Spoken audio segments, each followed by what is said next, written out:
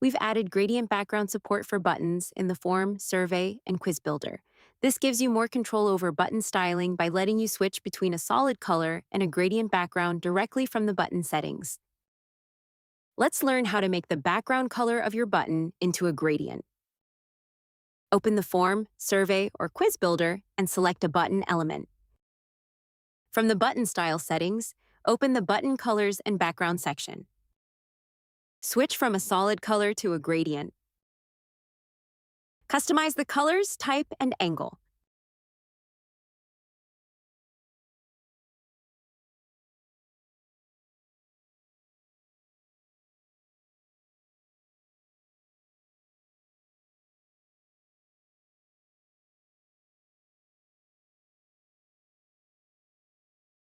This feature gives you flexibility in styling your buttons, allowing you to add and edit multiple color stops if desired, with control over the gradient's angle and support for existing button styles.